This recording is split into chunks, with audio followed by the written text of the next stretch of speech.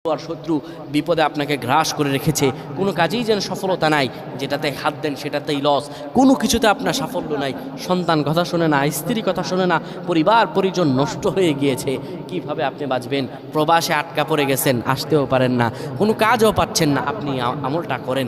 এটি আমার কথা নয়, বিশ্বনবী মুহাম্মদ রাসূলুল্লাহ সাল্লাল্লাহু আলাইহি ওয়াসাল্লামের প্রিয় সাহাবী হযরত যায়েদ রাদিয়াল্লাহু তাআলা আনহু, তিনি একবার মক্কা থেকে হিজরত করে যখন মদিনায় যাবেন, ঠিক সেই সময় বিপদে পড়ে যান।